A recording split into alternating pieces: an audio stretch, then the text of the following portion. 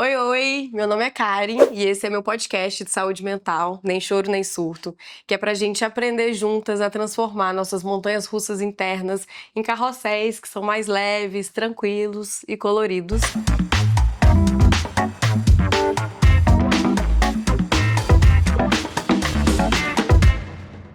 Hoje eu tô com a Simone Lopes, ela é minha amiga, já tem mais de 10 anos e uma das pessoas mais didáticas que eu conheço.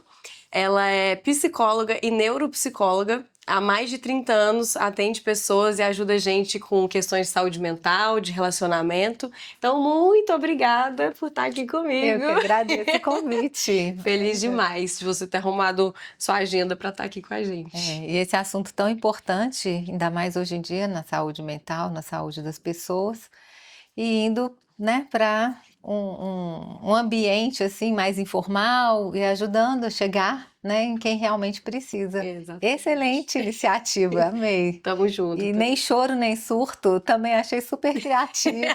Que bom. Acho que ficou bem redondo assim esse momento, né, que a gente vai fazer. Maravilhoso. Porque acho que a gente já chorou tanto, já surtou tanto, às vezes a gente precisa desse momento de respiro.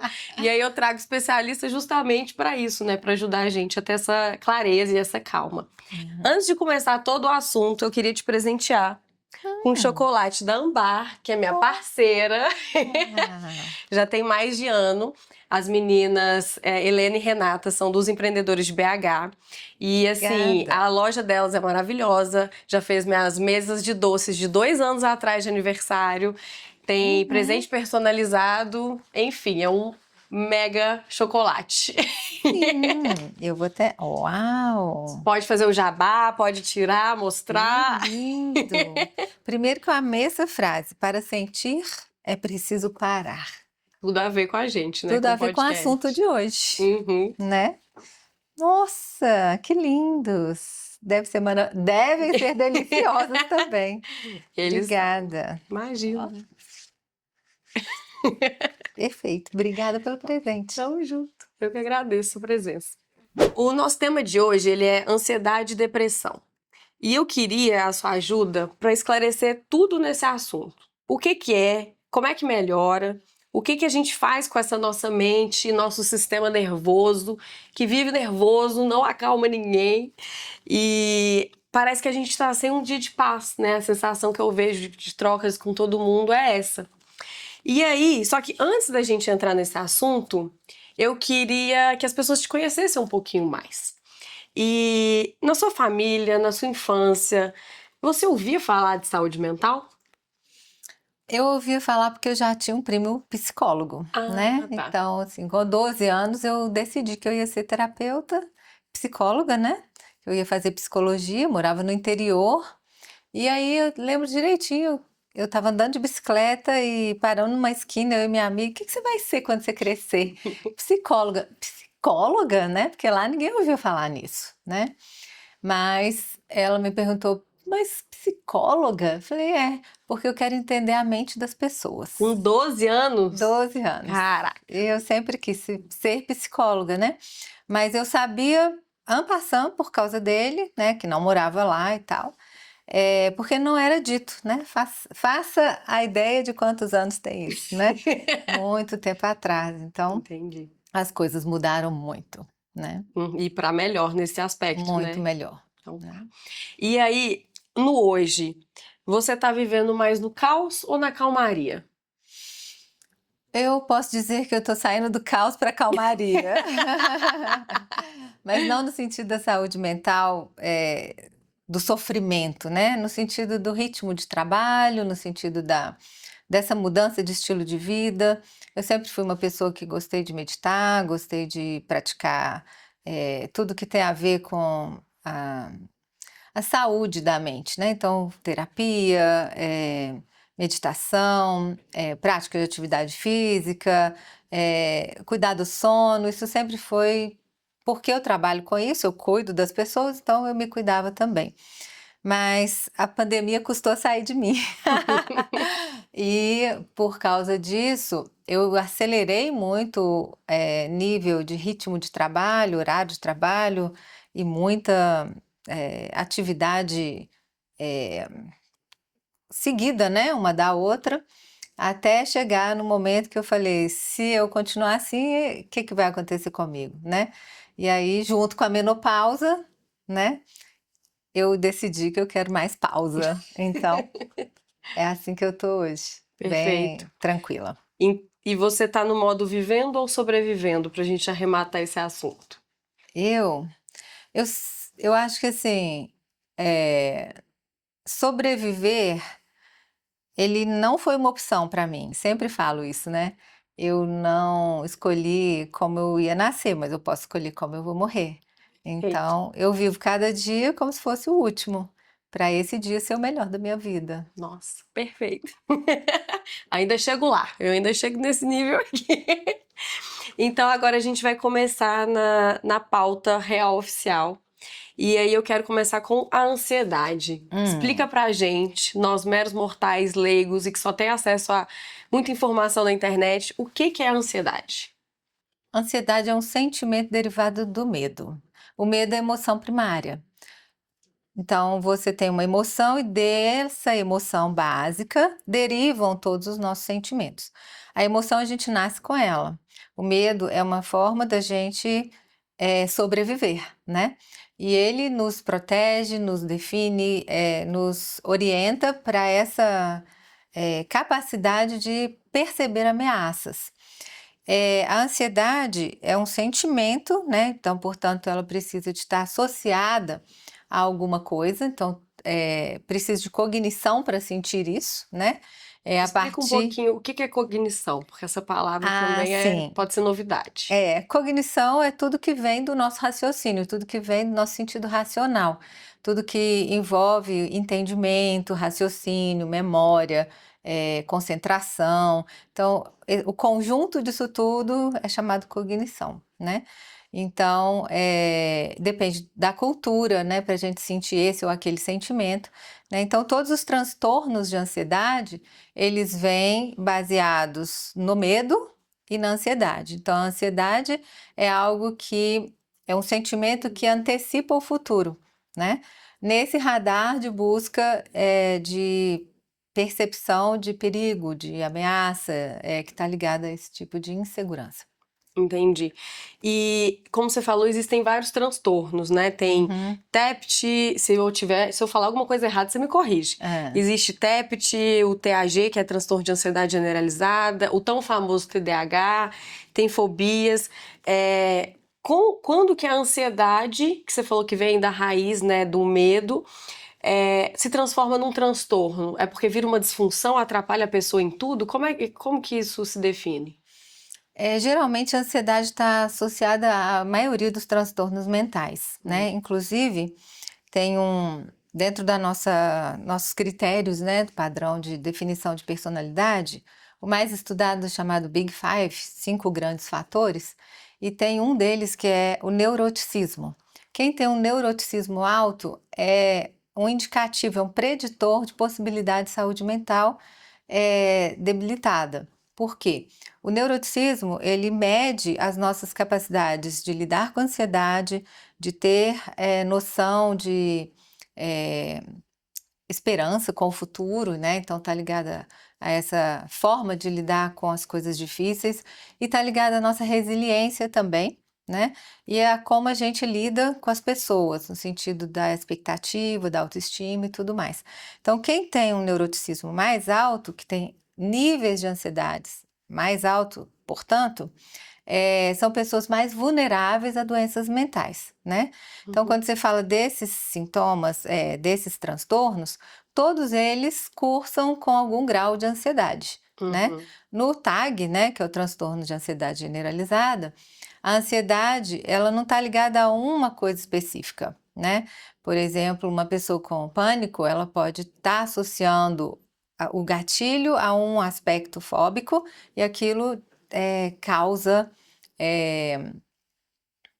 o medo, né, que sobe de repente, é uma ansiedade sem freio, né? e aí vai direto para essa sensação mais tensa.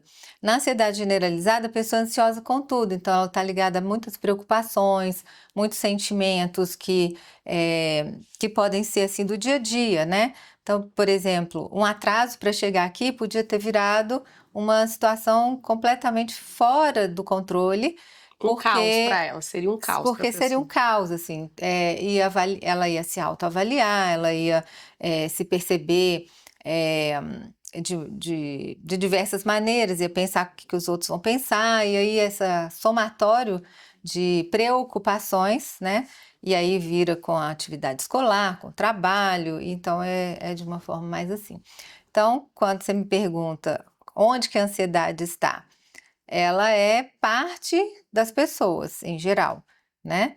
E ela tem níveis que vão definir se ela está em níveis ótimos, que é um nível produtivo, buscador, tranquilo, para, tipo, ter um dinamismo, né? Ou se é um nível que leva a pessoa para a doença, né? Uhum. Então, quanto mais a ansiedade não é conhecida pela pessoa e quanto menos a pessoa lida com ela, mais vulnerável ela está. Que aula! Que aula, maravilhoso. Você falou da ansiedade. A ansiedade é a mesma coisa que estresse? Ela faz perguntas difíceis. Não, não é a mesma coisa que estresse, né? Mas eles estão interligados, né? Então, assim, o que que acontece? Hoje, a pessoa não precisa ter um transtorno ansioso, né? Ou seja, diagnóstico de doença mental para sentir estresse, né? Porque a gente vive num mundo pós-moderno aonde todas as coisas já estressam. Então é muita pressa, é muita competitividade, é muita novidade. Então assim, a gente pode ter um estresse até por promoção, né? Um estresse positivo. Uhum. Nossa, agora eu ganhei uma promoção e tal. Como que eu vou fazer para estar nesse lugar e, né? Então aquilo ali pode gerar um estresse. E, portanto, a partir do estresse surge a ansiedade, né? Então a gente fala, a gente repassando aqui, falando como que isso surgiu, parece que a ansiedade surgiu quando o homem quis controlar as coisas. Parece que antes disso na humanidade não havia ansiedade, parece, né? Então, estresse é como que o corpo reage em relação mais mecanismos mesmo, no sentido do funcionamento do cérebro, do eixo HPA, né, que é um circuito que regula, né, a nossa homeostase, né? Então, tudo que nos desregula, esse mecanismo de estresse volta para o equilíbrio, que nos traz ali de volta para esse lugar de tranquilidade, bem-estar interno, saúde, tranquilidade. Mas quando isso vai desorganizando e aí esses pensamentos de medo, então a gente nunca volta para esse lugar de conforto. Pode ser também, estava falando dessa atividade, né, que a gente tem diária. O estresse ele vem de um lugar mais basal, onde a gente tem energia o suficiente, ele é necessário, uma adrenalina para a gente estar ligado, né, como energia, e a gente vai gastando essas reservas ao longo do dia e chega uma hora que chega num pico, e esse pico a gente precisa do descanso. Então, seja para uma prática de esporte, seja para viver o dia a dia, né? Então, esse estresse cotidiano que a gente precisa parar, deitar e dormir, que é a nossa reposição, também é um outro problema nos dias de hoje, né? Porque as pessoas estão com muitos estímulos de tela, inclusive, de prazeres. Então, só Mais uma série, um só um episódio. episódio, né? Só dar uma passadinha ali, porque eu vou adiantar para amanhã, só mais esse relatório, né? Então, isso vai desgastar essa energia. E aí, quando a gente tem essa descarga, acaba é, chegando no estresse de adoecimento, né? Pela falta do repouso, né? Não é tanto só porque eu vivo uma vida desenfreada ou toda ligada em situações de ameaça. Mas também, se eu não descansar, se eu não tiver o repouso, aí o estresse pode acontecer. Então, ansiedade é uma coisa, estresse é outra. Resumindo, ansiedade é um sentimento que deriva do medo e que tem ligação com a antecipação do futuro. O estresse é uma parte mais mecânica, que é ligada às nossas fisiologias, que vão sempre nos voltar para o equilíbrio. Quando a gente não descansa, esse equilíbrio não volta. Então, Perfeito. estar exposto assim, né? Eu queria saber como que eu identifico se eu sou ansiosa. Que sinais, me dá uma listinha de sinais que eu avalio no meu corpo e na mente, que eu falo, tô ansiosa.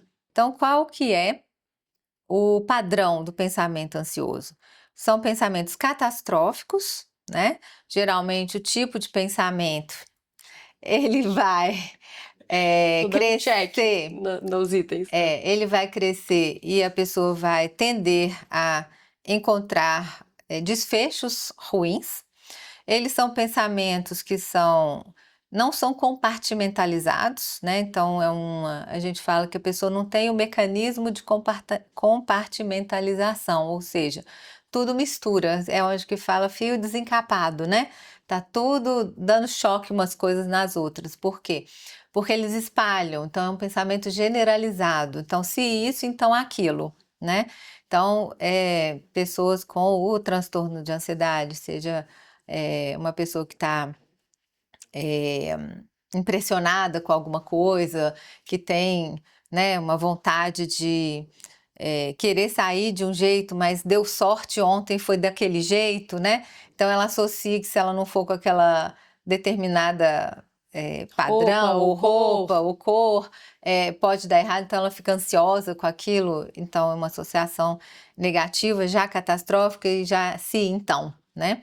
Ela tem um tipo de pensamento que é um pensamento que é antecipatório, né? Então ela sempre traz na mente o e se, né? Então eu tive um professor que falava assim, as pessoas pensam e se assustam, né? E o fato do pensamento ser muito acelerado, então as pessoas ansiosas, elas muitas vezes são ocupadas demais e ocupam para justamente não ficar com essa mente acelerada, então elas aceleram a parte motora mesmo, fazer coisas, o tempo lotado, um compromisso atrás do outro, tá em casa para relaxar, arruma uma coisa para fazer, tá em casa para tentar assistir uma série, daqui a pouco já levanta para fazer outra coisa, né? Não consegue parar, então isso é um padrão mais agitado, né? Mas no pensamento é o mais padronizado, né? Padronizado no sentido de que é um sem fim, né? É uma chuva de pensamentos. A natureza da nossa mente, ela já envolve o pensamento. É que as pessoas ansiosas, e quando há um padrão de ansiedade no nível de transtorno, elas não domam a sua própria mente, elas não têm a rédea na mão, entendeu? Aproveitando que você falou isso, é porque eu sinto que a gente se acostumou com esse lugar acelerado, né? Parece que é bonito, é normal, é legal, né? Você perder sua saúde mental, tá em burnout, trabalhar até 3 da manhã, acordar às 5. E aí eu queria, aproveitando falando sobre mente, quais são os sinais que a nossa mente dá e que você fala assim, não, isso daqui é uma mente que tá no lugar da fluidez, de uma certa plenitude, eu posso falar isso? Me fala também agora esses sinais do lugar saudável da mente. Mas deixa eu só completar mais outros 2 sintomas que são comuns, desculpa! as pessoas ansiosas também são muito influenciáveis, né? Então elas pensam e se assustam, então elas são influenciáveis por outras coisas que elas podem associar, que podem causar esse disparo, né? Nesse controle do medo. E além disso, a gente fala que as pessoas ansiosas, elas têm uma capacidade, que é um lado bom, né? Assim, quando está em níveis ótimos, né? Então, é padrão de pessoa ansiosa ser empreendedora, ser dinâmica, ser produtiva, ser criativa, ter 1000 ideias de projetos, fazer uma análise assim da vida, né, de um jeito otimista e rápido para encontrar soluções, né? Então, eu falei ali primeiro da parte adoecida, mas se a gente tem a ansiedade em níveis ótimos, eu falo que são as pessoas mais bem-sucedidas que existem, né? Por quê? Porque elas são buscadoras, né? Elas têm esse ímpeto de ir para a vida e fazer a diferença, né? Então, eu gosto sempre de frisar isso quando as pessoas chegam no meu consultório para tratar de ansiedade, falar, a ansiedade é amiga, né? Ela não é a vilã, você só vai precisar aprender a lidar com ela, né? Porque se é um padrão da pessoa, ela precisa aprender a lidar com ela. À medida que ela vai lidando com aquela ansiedade, ela não deixa esses níveis escalarem, né? E então, esse jeito, né? Qual que é o oposto, né? Como é que se é a natureza da minha mente é pensar, né? Então, eu tive um grande mestre do budismo, de meditação, o Shagdu Tulku Rinpoche. Eu conheci ele, tinha 21 anos, né? E eu tinha pensamentos catastróficos. E aí ele falou que que a mente é como um cavalo selvagem, né? E então que não adianta você querer prender esse cavalo, porque ele é selvagem. Então, se você prende, ele vai se machucar e vai te machucar, né?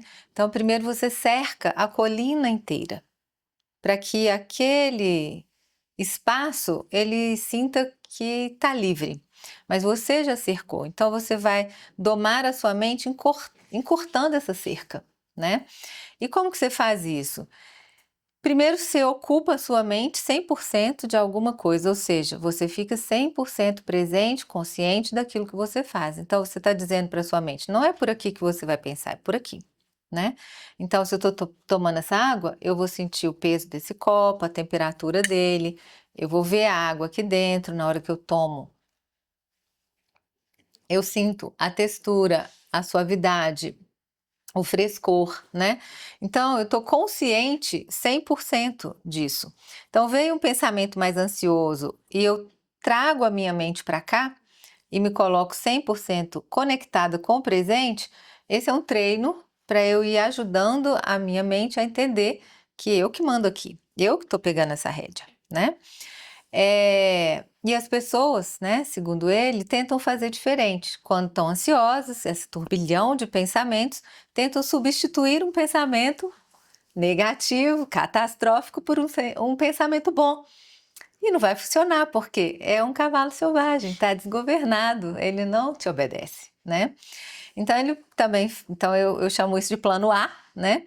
Hoje tem muitas técnicas de mindfulness, né? Que é exatamente esse trazer-se para o presente. Mindfulness é baseado nos ensinamentos budistas, né? Mas é simples assim, né? Você estar 100% presente, você vai aprendendo a domar a sua mente.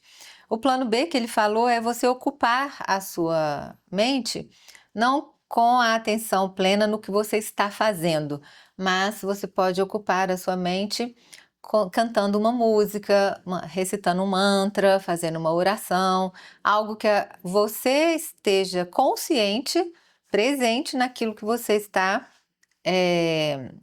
ouvindo de forma intencional ou falando de forma intencional, né? Então, depois que você treinou muito a sua mente, treinou e treinou e treinou e treinou, então você consegue, num clique assim, não, esse pensamento não é bom, esse pensamento não é útil, esse pensamento é catastrófico, esse pensamento não é benéfico, eu tenho que pensar em coisa boa e a sua mente obedece, né? Então, você me perguntou o que que traz a paz, é entender que a mente é como o céu e que os pensamentos são como nuvem. As nuvens podem ser carregadas, pretas, muito fortes, né, até cheia de trovões, e as nuvens, né, podem ser esparsas ou às vezes nem ter nuvem no céu, ou seja, aquela mente serena. Então, quando você sente uma sensação interna, né, de suavidade, de uma cabeça que descansa, né? De um tempo que você consegue relaxar e tudo mais, isso exigiu treino, porque no mundo moderno, naturalmente, só quem mora lá nas ilhas, né, mais longínquas, e até pessoal lá do Amazonas, de um lugar bem interiorano, com muitas coisas hoje, né, ligadas à internet, não tem essa paz mais, né? Então, é necessário treinar e equilibrar, né, a atividade geral do dia a dia, a correria do dia a dia, com atividades que descansem a mente. E as pessoas tendem a descansar passando tempo no celular. Então, o que que acontece? A mente continua acelerada, né? Então, ela não vai ser treinada a ter esse estado que é meditativo de paz. Maravilhoso. E esse estado meditativo, de paz, muita gente hoje consegue com um bom Rivotril, com um remédio que você vai pedindo a rodo, com um antidepressivo que você vai tomar pro resto da vida. Como que a gente faz? Porque a mente e o corpo eles estão conectados. Então, faz sentido que a atividade física ajuda na ansiedade? Faz sentido que uma rotina ajuda? Me dê listas para a gente entregar para as pessoas, uma listinha de coisas que você pode fazer. Me identifiquei ansiosa. O que que eu faço agora? Onde que eu mexo na minha vida? Qual que é o primeiro ponto, assim? Uhum. Eu esqueci de mais um padrão da ansiedade, é um sono, né, ruim, né? Um sono ruim é, aliás, é preditor, é sintoma, né, de diversos, talvez da maioria dos transtornos mentais, mas da ansiedade mais ainda, né? Bom, então higiene do sono é o primeiro passo, né? Explica para o pessoal o que que é a Higiene do higiene do sono. sono significa você ter atitudes durante o dia que são saudáveis, estilo de vida saudável, que vão traduzir mais tarde, né, durante suas horas de sono, num sono reparador, um sono profundo, que você consiga ir tão profundo que você sonhe, né? Porque é, o estilo de vida moderno, né, também tem tirado o sono das pessoas, e isso é um agravante, porque as pessoas preferem o atalho, né? Em vez de mudar o estilo de vida, vai no médico e pega um Rivotril, né? E a partir disso ele vai dormir. Tudo bem, estando doente, é melhor dormir a poder de remédio para não piorar os sintomas, mas se você ainda tem uma condição de mudar o estilo de vida, tomando a medicação para que, ao tirar a medicação, você tenha aprendido um estilo de vida melhor, esse é o principal remédio, né? Porque também não dá para você tomar Rivotril a vida inteira, que vai afetar sua memória, vai te deixar dependente, uma série de coisas. Tanto que os médicos prescrevem como início assim do processo, casos mais graves. E as pessoas acabam tomando recreativamente, né? Tive cliente que já tomou 80 gotas por dia, só de sentir que ia passar mal, que é ter uma crisezinha de ansiedade, antecipava e já tomava as 3 gotinhas, daqui a pouco mais 3, daqui a pouco não sei o quê. Quando via, né, estava passando a tomar 80 gotas por dia. E essa higiene que você fala, E explica na prática o que que é essa higiene. Uhum. Cheguei em casa depois do trabalho. Não, é no dia a dia mesmo. É Hum. assim, tomar sol, né? Sol de percurso já tá bom, então você tá com uma blusa de camiseta, né? Que você vai fazer caminhada. Prefira tomar o sol mesmo na pele sem o protetor, porque o sol ele vai ativar a sua camada de melanina, né? E que vai ser um precursor para melatonina, né? Você vai a melatonina, né? Esses nomes aí tem que explicar, todo mundo fica falando, até compra para tomar, que também é outro erro. Tomar sem prescrição, embora fala que não é natural, não sei o quê. Natural é você ter sono e dormir, e usar a melatonina que seu corpo produz, né? E ele começa a produzir, pelo menos começava na época da caverna, por volta do entardecer, né? No escurecer. Então, o estilo de vida moderno, as luzes brancas, né, elas não nos ajudam, né? Então chega no entardecer, tá tudo acordado, tá tudo iluminado. Então a gente já mudou muito isso. Então se a gente não fizer a nossa parte no mundo que a gente vive, nem dormir a gente vai, né? Só que a nossa evolução neurobiológica é muito mais lenta.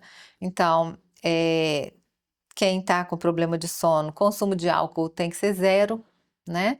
Porque as pessoas acabam, eu vou tomar uma cervejinha, uma só, para induzir o sono, né? Eu vou tomar um vinhozinho, só uma tacinha, né? Porque aí dá aquela sensação, Aquela né, levezinha de e leveza apaga. e eu durmo.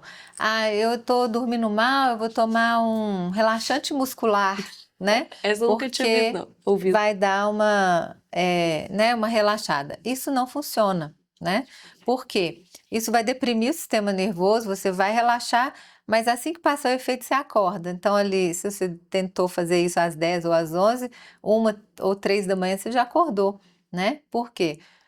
Você achava que você tinha dormido com esse efeito. Então, as doses precisam aumentar mais para que você vá conseguir dormir, sendo que nem é um sono.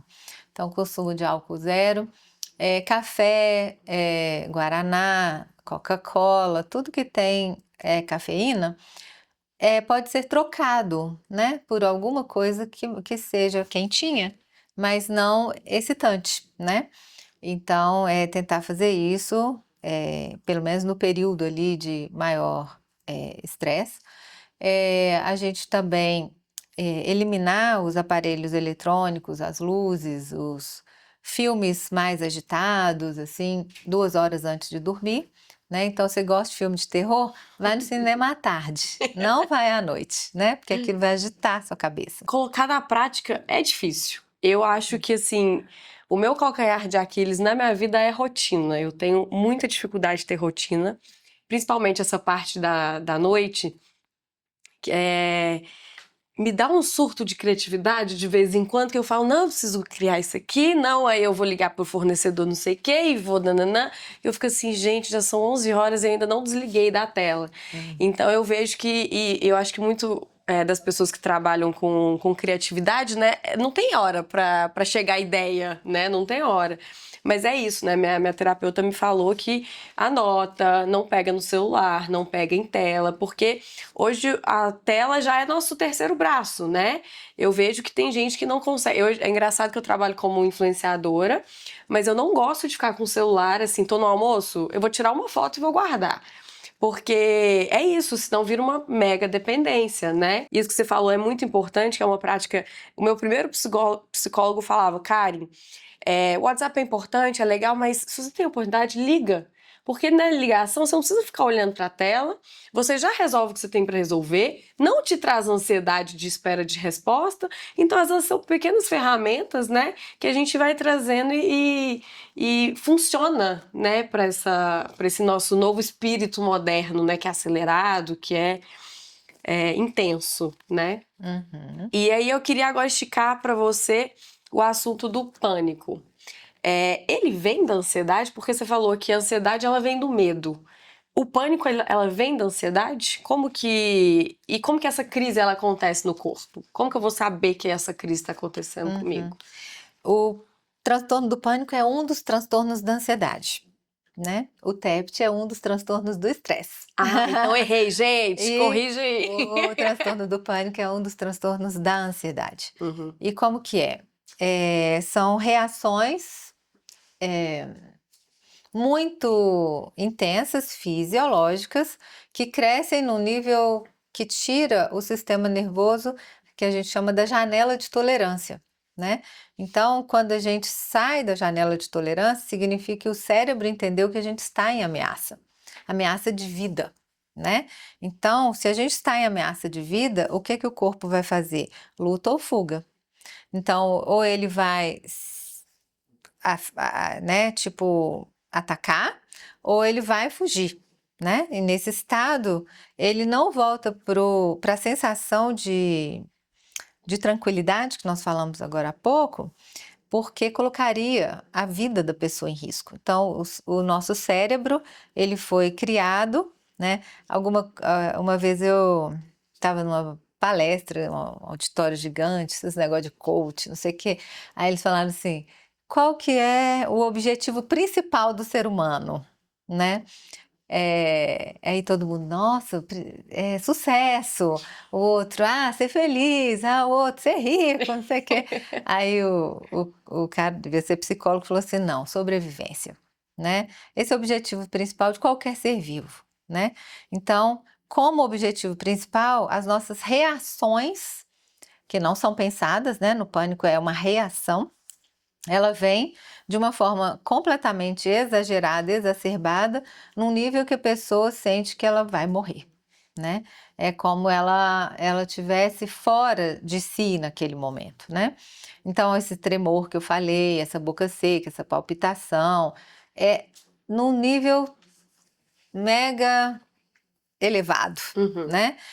E no nível reativo, se alguém fala para ela, calma, tá tudo bem, não adianta. Por quê? Porque o corpo dela está no modo reativo, que é o modo do sistema nervoso simpático em defesa do corpo, totalmente com uma descarga adrenérgica, com as palpitações, aquilo tudo acontecendo de uma vez, para que ela pare ou para que ela, né, avance, dependendo, como é pânico, geralmente é parar, né? Muitas pessoas ficam, inclusive, paralisadas, elas ficam congeladas, né? Não conseguem mexer, tem a sensação das pernas, né, ficarem dormentes, né? Que falta ar, quer ir para o médico, acho que está tendo um ataque e por aí mais. Então, o pânico, ele é uma resposta, né, a algo que está muito errado com a pessoa, que pode ter vindo devagarinho, pode ter sido por causa de ansiedade que não foi tratada, né? Pode ter vindo de um gatilho específico porque associou com outro evento que a pessoa realmente teve uma iminência de morte. Pode ser de uma coisa que ela tem uma fobia, que por um trauma, né, mais antigo, então ele tem as suas variações, mas ele vem geralmente nesses períodos de vulnerabilidade, né?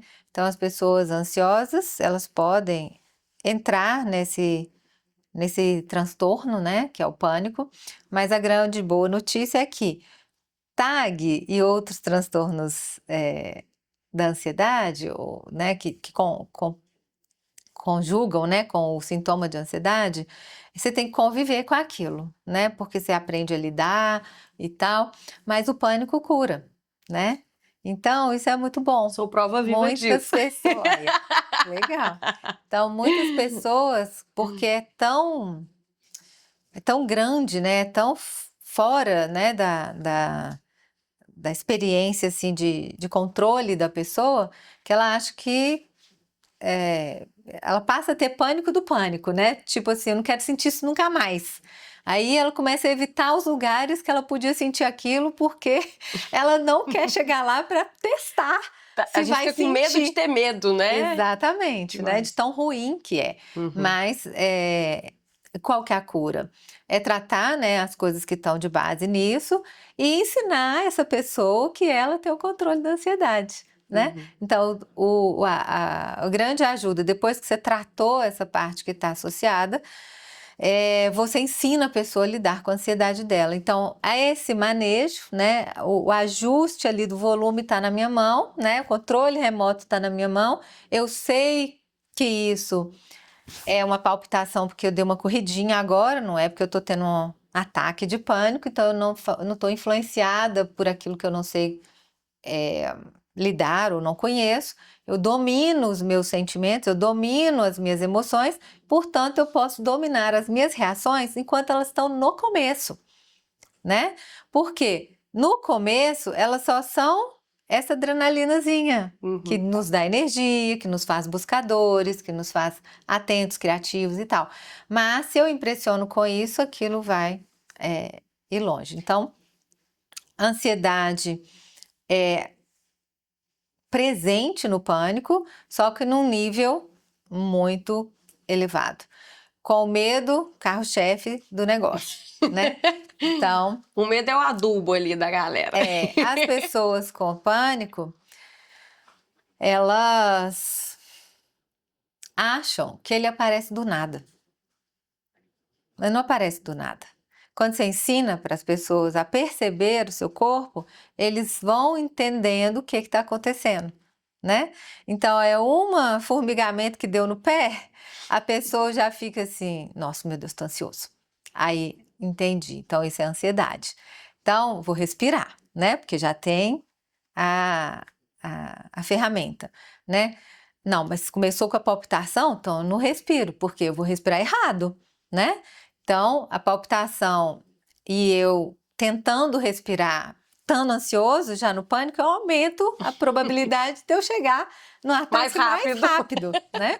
Então, Sim. você tem outras habilidades do tipo, está aqui, aí você toma uma água. Se você não toma uma água, não tem água disponível, você produz saliva, né? Você faz isso, ó. Essa eu não sabia.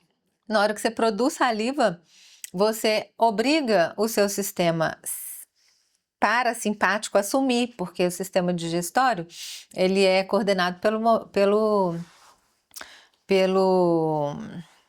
sistema nervoso parasimpático. E quem está nessa atuação toda do pânico é o simpático, né? Que é esse dorsal que nos coloca nas defesas.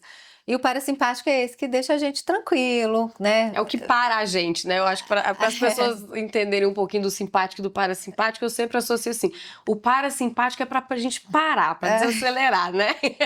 Eu, para decorar, eu falava assim: o simpático não é nada simpático, Exatamente. e o parasimpático é parasimpático, né? Deixa as coisas aqui mais organizadas, porque são sistema nervoso autônomo que está cuidando disso, só que cada um cuida de uma coisa numa hora. Então, seguindo essa linha de raciocínio, se eu vou sabendo lidar, até isso que eu falei desse treinamento de estar presente, né? Certa vez uma cliente que estava em treinamento e terapia, porque estava tendo pânico, não sei o quê, ela estava já melhor, assim, e foi no shopping, né? E aí chegou no shopping e falou, pronto, agora vou ter uma crise, né? E viu a crise chegar. Então ela sentou e ela começou a observar as cores vermelhas todas que ela estava olhando. Ah, naquela loja tem uma vitrine com cor vermelha, ali tem um enfeite vermelho, ali não sei o que vermelho. O que ela estava fazendo nessa hora? Falando para a mente dela, não é por aqui que você vai pensar, é por aqui, né? Ou seja, ela pegou o controle na mão através do pensamento.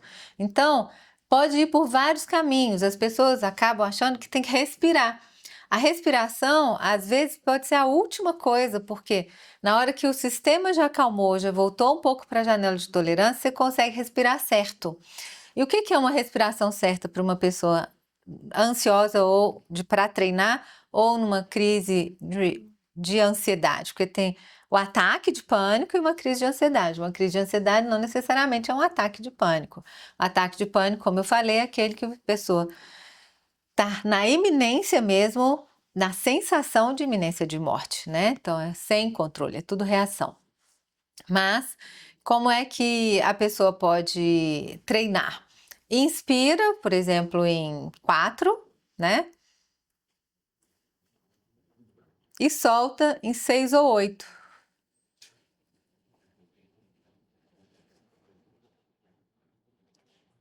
É uma respiração que realmente organiza o corpo para o corpo informar para o cérebro que está tudo bem, né? Porque a gente tem um nervo que é o maior nervo que vem dos pares de nervo craniano, nervo vago, que vem até aqui embaixo, né? Pegando as vísceras, intestinos e tal. E se você está respirando aqui, a informação para o cérebro é que está tudo bem. É igual quando tem passarinho, né? Se tem passarinho é porque está tudo bem na natureza, né? Então, para o corpo, se tem respiração aqui, é porque tá tudo bem. Então, o cérebro já acalma. Maravilhoso. Entendeu? O meu Você relato... tem passarinho cantando. Né?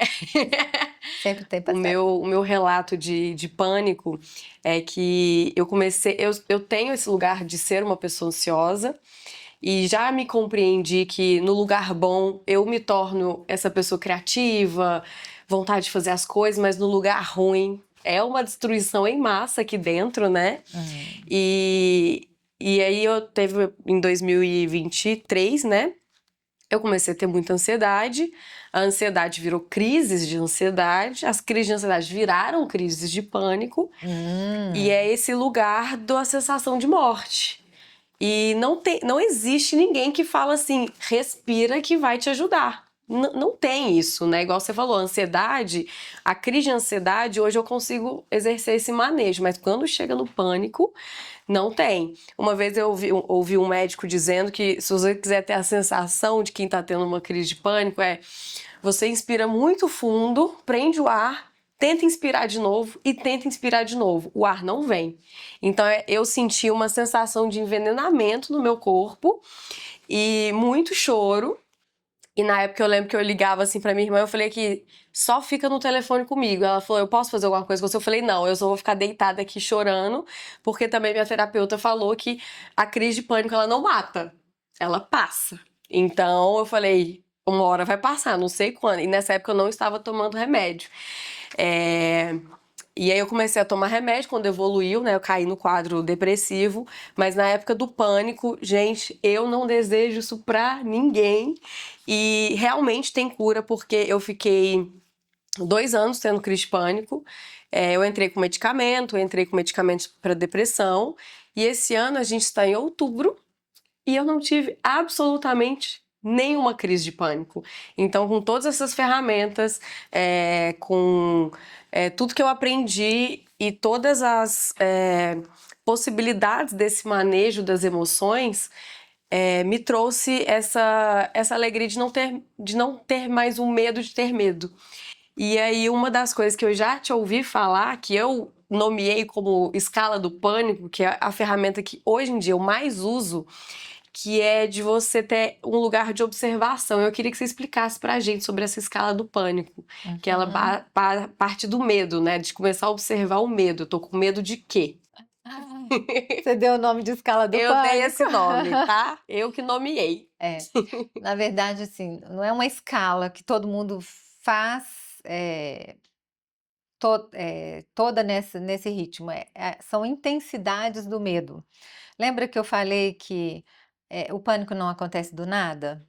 O pânico, ele é o medo, certo? Só que ele é um medão, ele é um desespero, ele é um terror, é uma coisa assim, sem, sem jeito de você. Ele é uma reação do corpo. Só que para chegar até lá, porque você não vai considerar que na hora de um assalto, na hora de um sequestro, na hora de uma catástrofe, de uma avalanche vindo em cima de você, essa reação é pânico. Ela é pânico mesmo, porque você está ali é, perante uma ameaça. O que acontece com as pessoas ansiosas que chegam ao pânico? Você estava falando aí, eu passei por um período de estresse, depois veio uma ansiedade maior, depois eu entrei num quadro, né, de reações ansiosas, né, tal. Depois eu cheguei no pânico, depois eu até cheguei na depressão. Olha só, a importância desse assunto aqui que você está trazendo, cuidar da saúde mental. Se você tivesse cuidado lá atrás, com o atendimento multidisciplinar, teria chegado na depressão? Provavelmente não, né? Então, quando a pessoa já chegou lá, eu explico para elas, né? E a gente conversando, né, nas nossas trocas, nossos chás, né? Seus cafés, meus chás. O seguinte, eu falei que todos os transtornos ansiosos têm medo e ansiedade. Então, a ansiedade é um sentimento do medo, mas ela é um sentimento bagunceiro, né? Porque ela amplifica as coisas, ela põe tipo um combustível no fogo, né? Então, se eu tô mais insegura, isso é medo, né? Se eu tenho dúvida, isso é medo.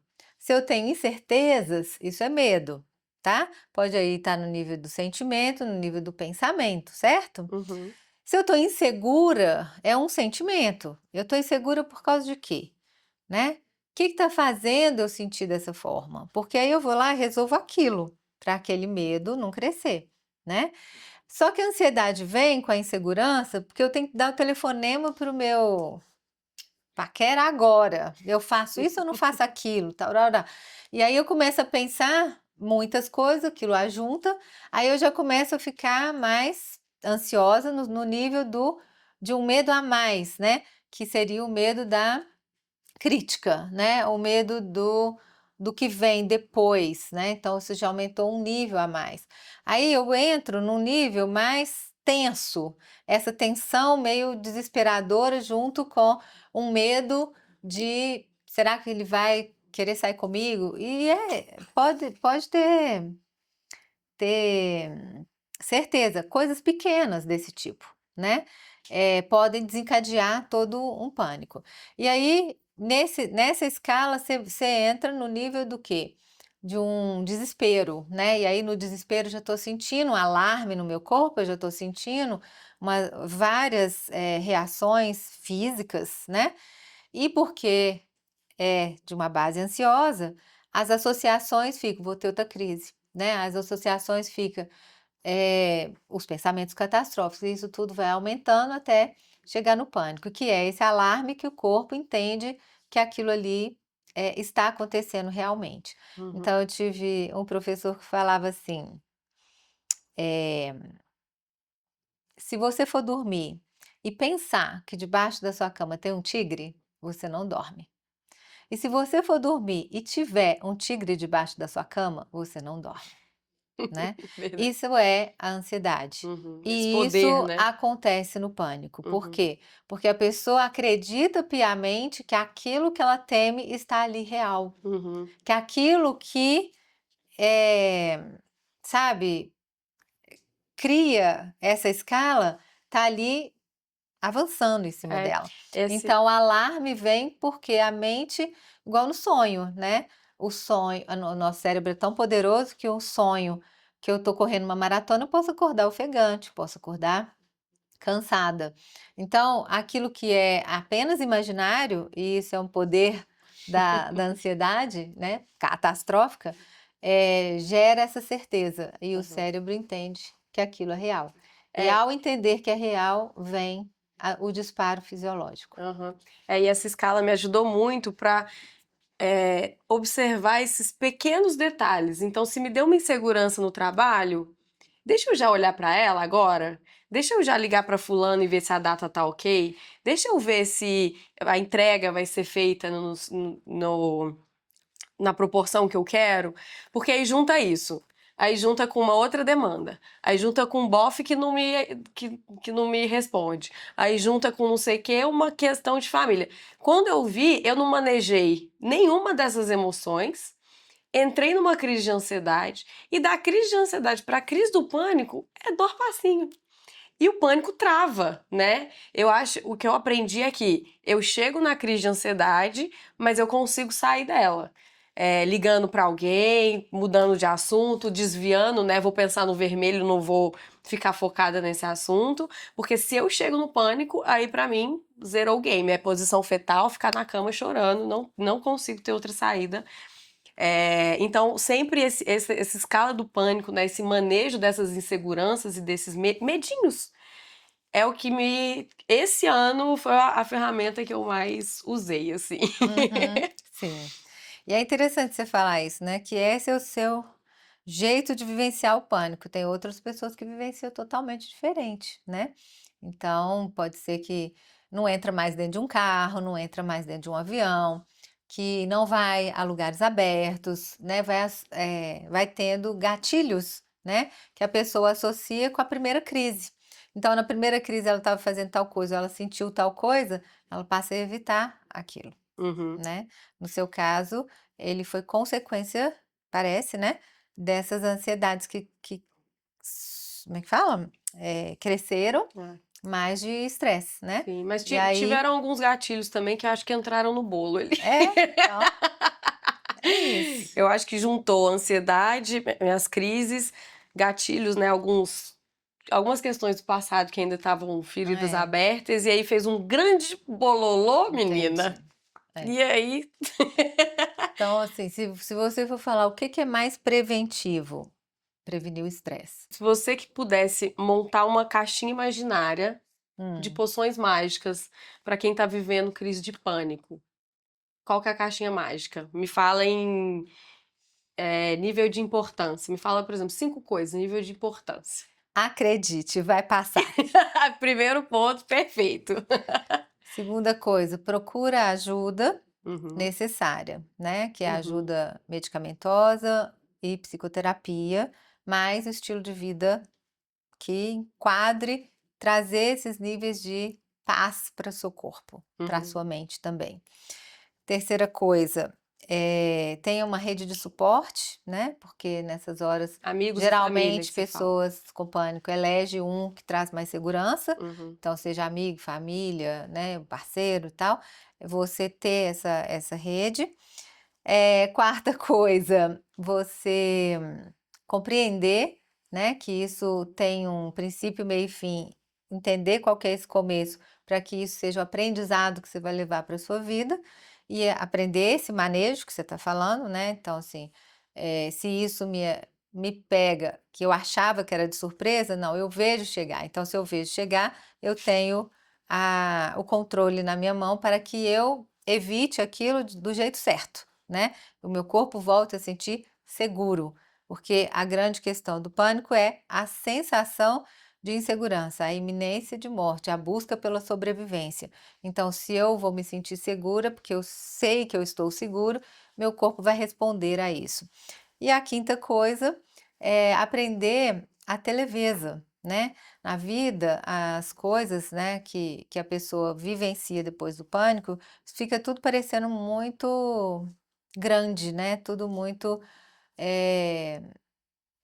cerceia a vida dela de muitas coisas. Tinha, assim, na época, assim, que foi o grande boom, né, do diagnóstico de pânico e tal, lá para 2001, né, os anos 99, por aí, tinha gente que não saía do quarto, né, porque os tratamentos não estavam tão avançados, né, muitas pessoas tendo crises atrás de crises, achavam que aquilo ali podia acontecer a qualquer hora. Então, assim, era o quarto com frigobar, ar-condicionado, tudo super equipado. confortável e equipado para a pessoa achar que estava tendo vida. E me pergunto se isso é vida. Claro que não, né? Então, assim, era um caixão em alto estilo, né? Um Mas, caixão equipadíssimo. então, viver a vida com leveza é saber que isso é o antagônico da iminência de morte, né? Uhum. Que não é morte, né? E quando você fala, eu aprendi com a minha psicóloga que isso vai passar, passa em 15 a 20 minutos no máximo. Eu lembro que às vezes eu Não ficava tem contando. como, não tem como essa descarga de estresse no corpo durar mais que isso, Uhum, entendeu? uhum. Então, E, concluindo a questão do pânico, eu lembro que eu contava, eu tinha em torno de 6 crises de pânico no dia, quando eu não estava tomando remédio. Teimosa que sou, demorei para ir na psiquiatra, meu quadro ficou super agravado, eu já não estava dormindo, não estava comendo, emagreci horrores e pipipipopopó. Cheguei lá, a primeira coisa que ela me falou que eu nunca vou esquecer é: Karen, a vida não precisa ser desumana. A sua vida tem que ser leve. Eu tava um pau seco, não tava dormindo, não tava comendo. Então, assim, minha mãe teve que vir morar comigo. E quando ela me falou assim, caraca, a vida tem que ser leve. Sabe quando você não entende direito, que você tá tão fodida, mas tão fodida, ela me falar a vida tem que ser leve? E eu falei, não, essa mulher tá de brincadeira com a minha cara, né? E aí depois, né, pós o tratamento, eu falo, não é que ela tava certa, e que é a principal coisa. Falei, nossa, e é isso. E o que eu fiz comigo foi desumano, né? Eu tava num estágio que uma pessoa 100% disfuncional, né? Então, cadê a leveza? Cadê a minha busca de ajuda? Tudo na teimosia e ignorância é, de não saber sobre isso, é. né? Então, Uma das premissas é quanto menos crises a pessoa tiver, mais rápido ela sai do quadro. pois é, eu tive que ir pro fundo do poço pra depois sair. Agora a gente vai entrar na depressão. O que que é a depressão?